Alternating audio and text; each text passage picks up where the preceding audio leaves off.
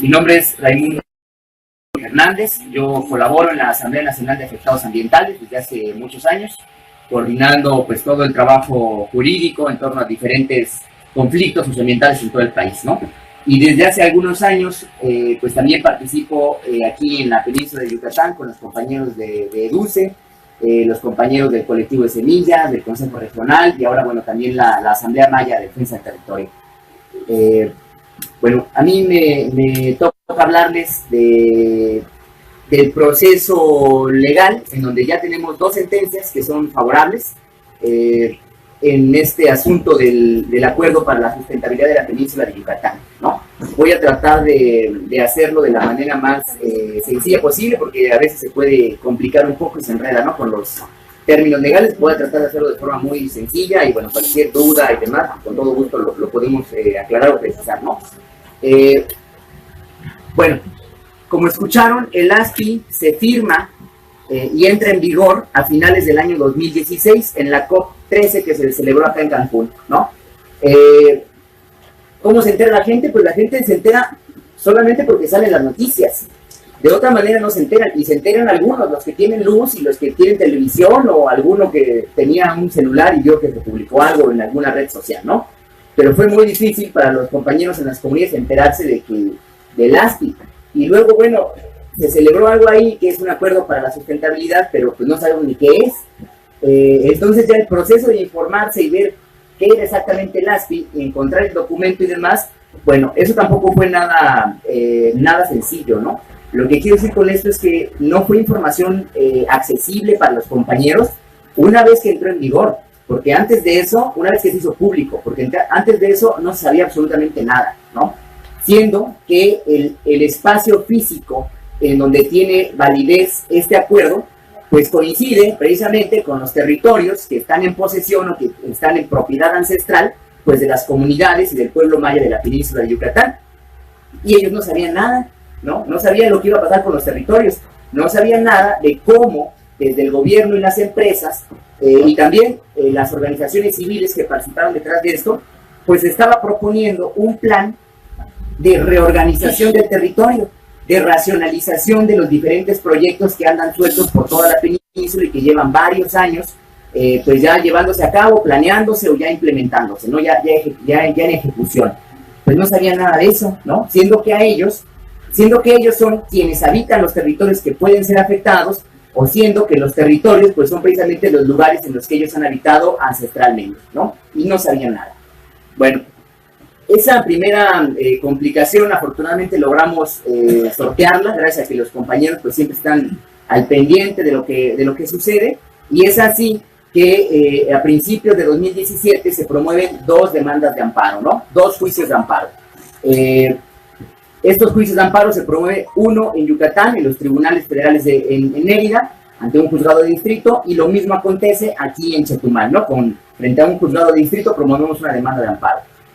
Los compañeros Pedro, Russell son los que aparecen como quejosos en esta demanda, en el caso de Yucatán. Los compañeros del Consejo Regional, Alfredo, don Juan, el otro don Juan, que también está por aquí, y Manuel, son ellos los compañeros de diferentes comunidades aquí en el municipio de Bacalar, quienes aparecen como quejosos en representación del Consejo, aquí en la demanda que se promueve en Quintana Roo, ¿no? Aquí en Chetumal.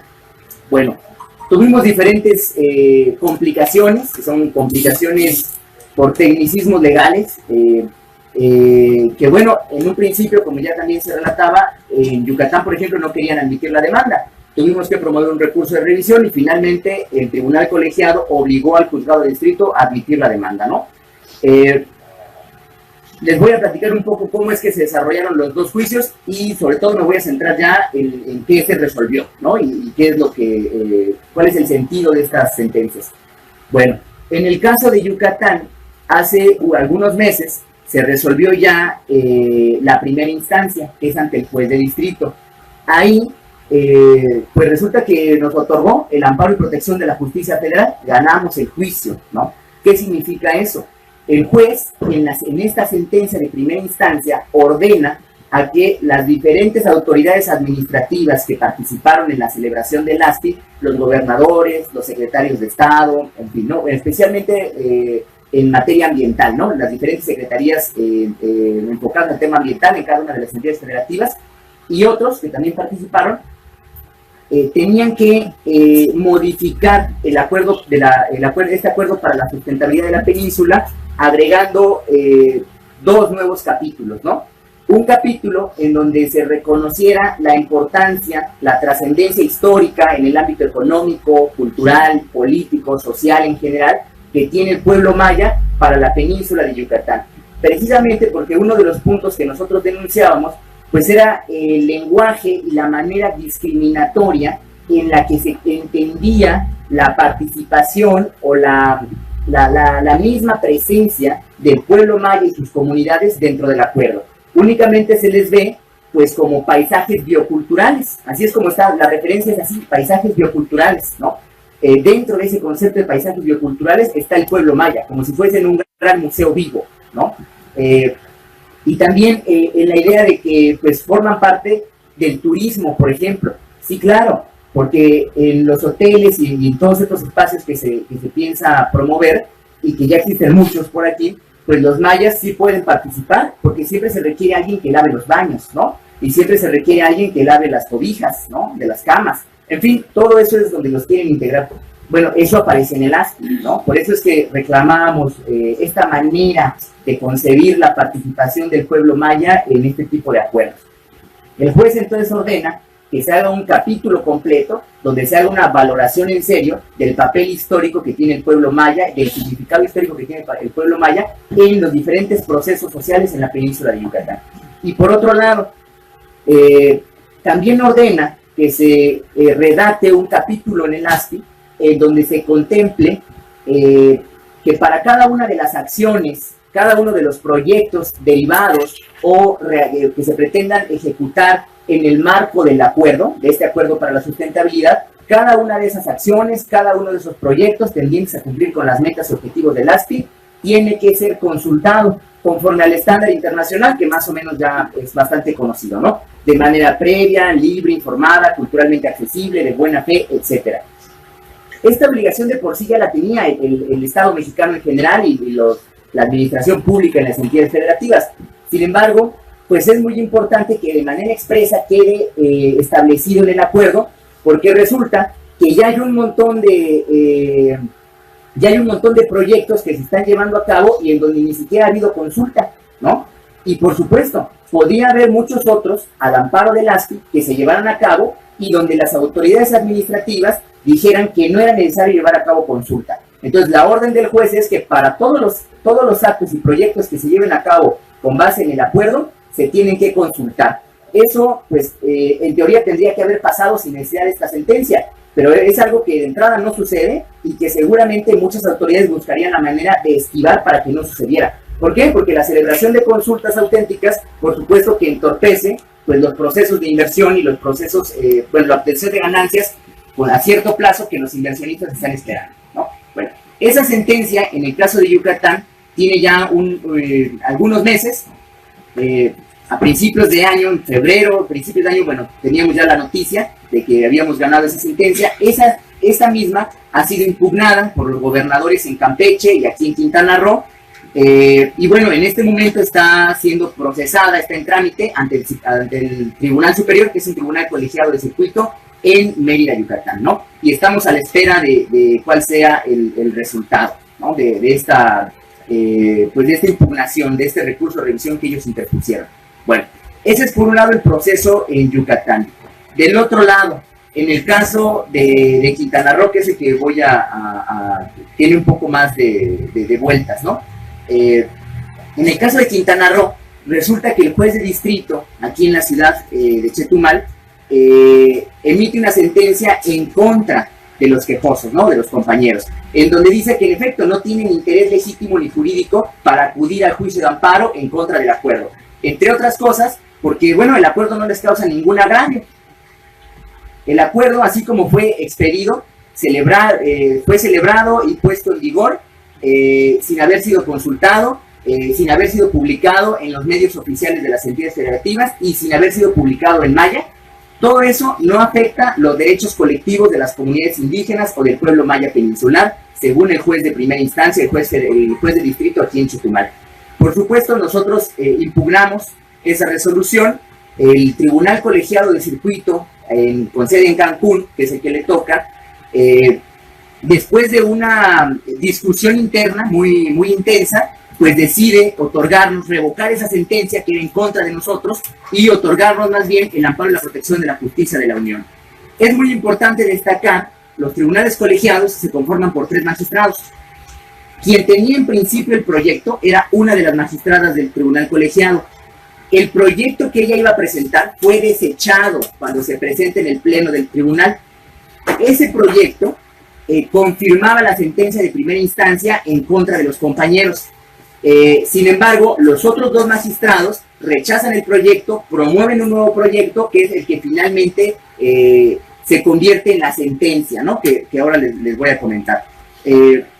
La magistrada, inconforme con esto, presenta un voto particular y expone toda su argumentación diciendo que en efecto los compañeros no tenían interés jurídico ni legítimo para promover el juicio de amparo, que el acuerdo no les causaba ningún problema y que el tema de la consulta no era relevante porque se requería un proyecto concreto para que entonces ellos pudieran impugnarlo, ¿no? En fin, esa posición perdió, que era casualmente es la posición que defendieron los secretarios de Medio Ambiente de las entidades federativas, también los gobernadores y también el conjunto de organizaciones no gubernamentales que participaron en la elaboración del proyecto, pues haciéndose pasar por representantes del pueblo maya, ¿no? Bueno, la sentencia, el proyecto que finalmente se convierte en sentencia, es muy importante porque ahí sí lo que dice no solamente es que se reconozca la importancia del pueblo maya, que se consulte con base en ciertos criterios cada uno de los proyectos y acciones que deriven del ASPI, sino además algo que peleábamos desde un principio, que la totalidad de este acuerdo,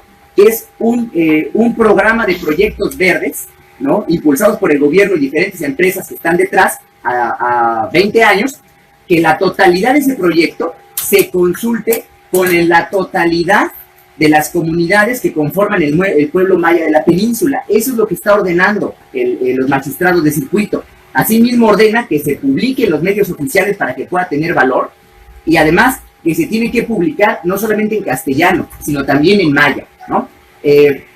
La importancia o la trascendencia de esto es que por un lado se reconocen los derechos colectivos de las comunidades mayas de la península, pero también que se logra establecer un criterio a partir del cual pues no se requiere que se esté realizando, que se esté ejecutando un proyecto concreto para poder acudir al juicio de amparo y que entonces se celebre una consulta con el pueblo maya, ¿no? Que es lo que se estuvo debatiendo, digamos, la parte jurídica dura que se estuvo debatiendo, ¿no? Si era necesario un acto concreto o si bastaba con esta omisión de haber consultado. Finalmente, el criterio que se impone es que la omisión es una violación ya a un derecho, a una garantía del pueblo maya y que con eso es suficiente para que proceda el otorgamiento de la protección de la justicia federal, ¿no? Bueno, en el momento en el que se realice esta consulta, pues será la consulta más grande que se haya hecho en México, porque no se trata de consultar una comunidad en una entidad federativa, en un municipio en una entidad federativa. Se trata de consultar, pues no sé cuántas sean, pero decenas, centenas de comunidades mayas que conforman el pueblo maya de la península en las 3 entidades federativas, ¿no? Y los tienen que consultar a todos y además se tiene que hacer de forma culturalmente adecuada y también a partir de procurando el entendimiento con la lengua maya, ¿no? Una consulta de ese tipo pues no se ha hecho y tampoco se había planteado en contra de un proyecto. No es un proyecto, en contra de un programa, como es lo que realmente contiene el acuerdo, del cual pueden derivar decenas de proyectos, pues de reorganización del territorio, para decirlo así, pero realmente pues de despojo y de saqueo del territorio, ¿no? Eso no había sucedido y es muy importante porque siente un precedente tanto en la parte jurídica dura, como también un precedente político, en el sentido de se abren posibilidades a través de los medios legales para defender grandes porciones de territorio, no únicamente caso por caso, sino con representación colectiva, en donde a partir de representantes de las comunidades indígenas se puedan defender no una, dos o tres, sino la totalidad de una colectividad étnica, como es el pueblo maya aquí en la península de Yucatán. Entonces, bueno, tiene su relevancia, tanto en el criterio legal como por la parte política, ¿no? Yo creo que le dejo ahí, y más bien si hay alguna duda, hay mucho más que comentar, pero si hay alguna pregunta más precisa, pues con todo gusto la podemos comentar. Gracias. Mira, en Campeche la situación fue muy particular, porque sí invitamos compañeros que conocen las organizaciones para que participaran, pero no se terminaron de animar, ¿no? Y eso lo que tiene detrás es la manera en la que se ha ido construyendo la relación de muchas organizaciones con el gobierno, ¿no? Porque resulta que muchos que se supone que eran aliados, una vez que se enteran que nosotros vamos a la demanda del ASPI, que nosotros vamos a promover los juicios, pues resulta que no quieren participar y no nos apoyan de ninguna manera, al contrario, empiezan a atacar y se empiezan a separar. Pues resulta que muchas de esas organizaciones civiles que trabajan temas de territorio, cultura indígena, etcétera, pues resulta que son las que habían asumido una representación que no tienen y participaron en el ASPI aceptándolo. Ellas cuando Seduma en Yucatán y demás decían que había habido participación social, se referían no que a que el pueblo maya había participado, se referían a que organizaciones civiles, ONGs dedicadas a esto, habían participado en sus foritos, ¿no? Y que ellas habían dicho que sí, que estaba bien. Bueno, todas esas son las que no nos quisieron apoyar, ¿no? Eso es lo que está detrás de que compañeros en Campeche no hayan querido participar, porque por la relación que hay entre las comunidades, organizaciones y también con el gobierno. Este mismo problema, bueno, sucedió en Yucatán, donde, bueno, afortunadamente los compañeros siempre se han destacado por la independencia y por esa claridad de pensamiento y el valor de hacer las cosas, pero las organizaciones en Yucatán fueron las que más rechazaron apoyarnos, ¿no? Digo, aquí en Quintana Roo, pues creo que ni siquiera se pudo plantear el debate, ¿no? Ya por lo menos se planteó y nadie quiso participar, ¿no? Entonces fue muy complicado. Claro, ahora lo han contado, igual lo podrían platicar ellos, pero lo que hemos estado platicando recientemente, estos compañeros que en su momento invitamos, pues ahora les han escrito, los han buscado, han platicado con ellos en corto, y claro, pues están arrepentidos, ¿no? Dicen, bueno, no participamos, ¿no? Y nos quedamos fuera. Nosotros lo que les decimos, pues no hay ningún problema, porque las demandas las construimos de tal manera que las promoviéramos en Yucatán, las promoviéramos en Campeche o en Quintana Roo, la resolución, el efecto de la sentencia, iba a cubrir la totalidad del pueblo maya en las 3 entidades federativas, ¿no? Por eso no necesitábamos a alguien en Campeche. Si ganábamos la de Quintana Roo, ganábamos todo. Si ganábamos Yucatán, ganamos todo. ¿Y saben qué? Ganamos todo, porque ganamos las dos. Las comunidades indígenas están padeciendo una política sistemática de despojo y de saqueo de sus territorios, ¿no? Y bueno, y después pegan y vienen a después querer negociar, ¿no? Yo creo que sería también bueno que nos pusiéramos a pensar cuáles son las condiciones que nos permiten plantearnos el problema desde la perspectiva de llegar a acuerdos o negociaciones o conciliación, ¿no? Los pueblos indígenas que tienen centenares de años siendo atacados, ahora se colocan en una posición que es algo que ya nos decía, que han dicho la gente de TNC, que son los que están detrás de esto, y que es cosa que dice pues los encargados de la Secretaría del Medio Ambiente, ¿no? Bajo su idea de que hay que negociar derechos, ¿no? Y de que todos podemos ganar al mismo tiempo. Bueno, yo lo que les pregunto cada vez que nos encontramos es, pero ¿bajo qué condiciones van a ponerse a negociar o a establecer, como llaman ellos, diálogos interculturales, los representantes del gobierno, que finalmente pues son representantes de intereses mucho más concretos, no simplemente no es el interés público, sino intereses muy concretos detrás de ellos, ¿no? No solamente políticos, intereses económicos detrás de ellos, porque operan como gestores de empresas, ¿no? Desde el poder público. Ahora vienen y proponen establecer diálogos interculturales con las comunidades indígenas, ¿no? ¿Bajo qué condiciones?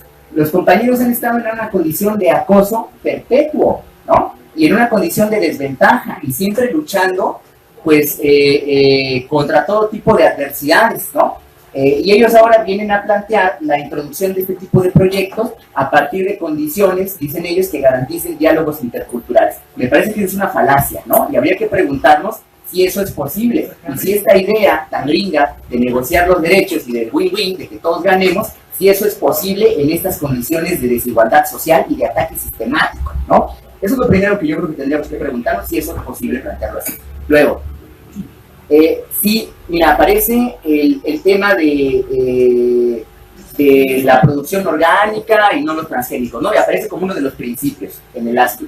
esto fue muy debatido, porque yo le dije a los compañeros que estaban impulsando en Yucatán, la gente del MAO GM y otros de estos que andan ahí, ellos querían que firmáramos, ¿no? Me dicen, oye, la asamblea va a firmar, el consejo va a firmar, el colectivo de semillas va a firmar la declaración que ellos estaban impulsando como Yucatán zona libre de transgénicos, ¿no? Que claro, muy chistosamente pues aparecían ahí como aliados del gobierno, ¿no? Y del señor Batllori, que es uno de los principales personajes que demandamos nosotros, ¿no? Por supuesto, a mí me parece que las cosas no eran tan sencillas. ¿Por qué aparece en el ASPI esa declaración de la península libre de transgénicos? Bueno, no es a favor de la producción orgánica, y a la par aparece esta declaración en donde el gobierno de Yucatán está promoviendo una zona libre de transgénicos al margen de la ley de bioseguridad, pero también sobre todo impulsando el tema de la producción orgánica. Aparece, a lo mejor sabes del asunto, aparece a través de un decreto local de la administración pública del gobierno de Yucatán, violando la ley de bioseguridad, violando la Constitución, porque ellos no tienen atribuciones para establecer ese tipo de decretos, ¿no? Y le dan ese contenido. Claro, si tú lees el decreto, porque lo aplaudieron y se firmó y circuló por todos lados, y muchos lo aplaudieron. Si tú revisas el decreto tiene una exposición de motivos como de 5 páginas, ¿no? Donde sobre todo hablan de la producción orgánica, no tanto de tirarle a los transgénicos, aunque sí un poco. Pero la parte importante del decreto no es esa. La parte importante del decreto son las normas que establece el decreto. El decreto es una norma. Bueno, los artículos del decreto son 2.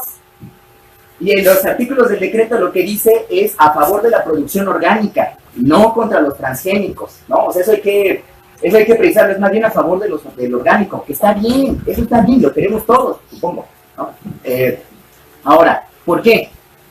Bueno, tú revisa quién es el señor Batllori, que es uno de los principales agentes de todo esto. Resulta que el señor Batllori tiene empresas que se dedican precisamente a esto.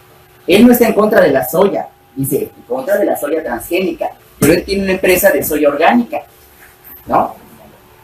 Bueno, empiezan a buscar y resulta que hay más intereses detrás de todos los tipos que están impulsando este decreto, a sabiendas de que es una acción ilegal e inconstitucional, ¿no? Que es el otro problema en el que se mete. A ver, vamos a ligar eso que pasó en paralelo y que parece que no tiene nada que ver con el contenido del ASPI.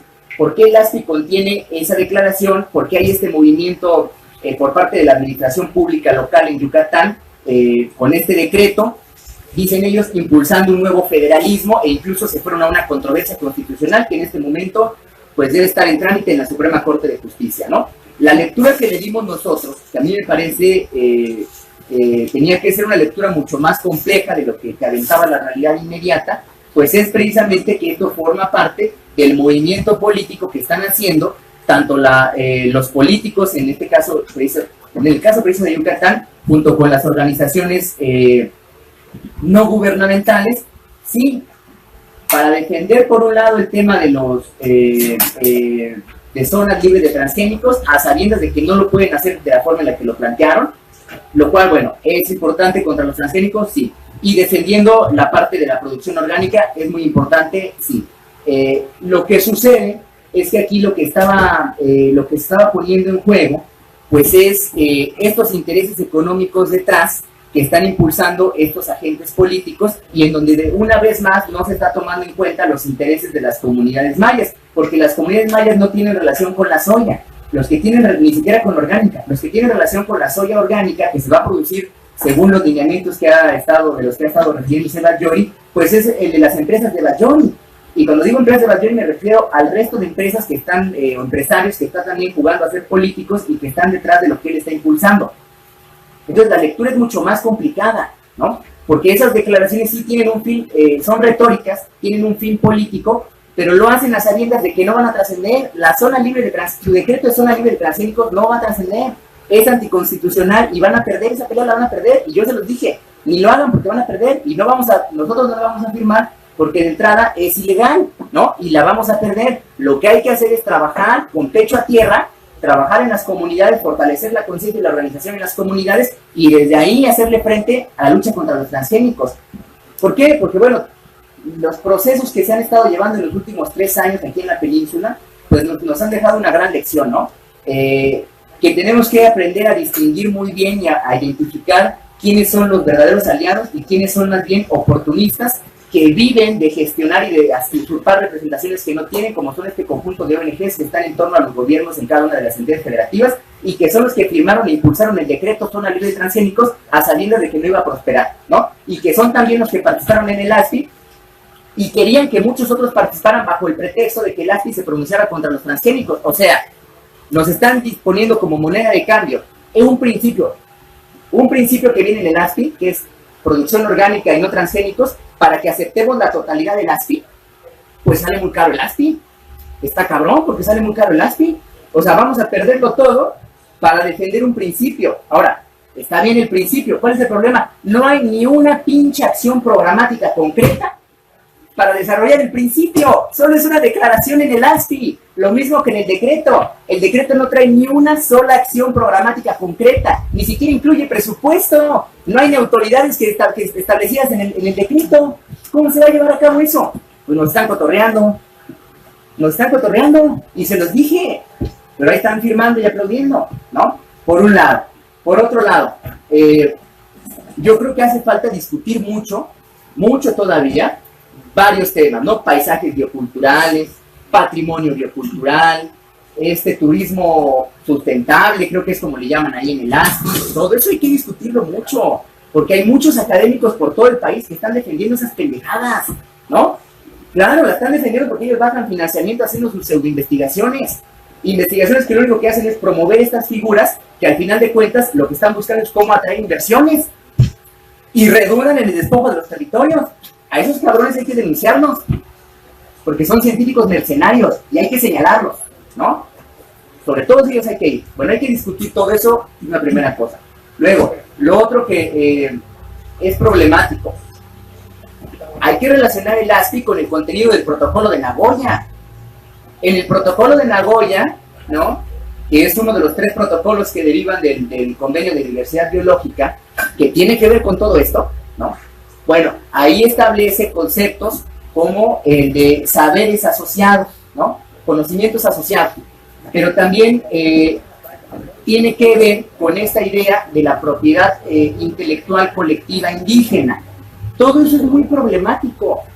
Esos conceptos también los quieren bajar al ASFI. El ASFI también tiene que ver con protocolo de Nagoya. El problema que tenemos ahora con las abejas meliponas precisamente tiene que ver con eso. Los contratos que la Fundación Melipona Maya se llama, del pinche francés ese, son contratos leoninos. ¿Y saben en qué se fundamentan? En el protocolo de Nagoya, que ya es válido en México, ¿no? Para chingarse, para agandallarse los saberes y las prácticas de las comunidades indígenas en relación con la meliponicultura, ¿no?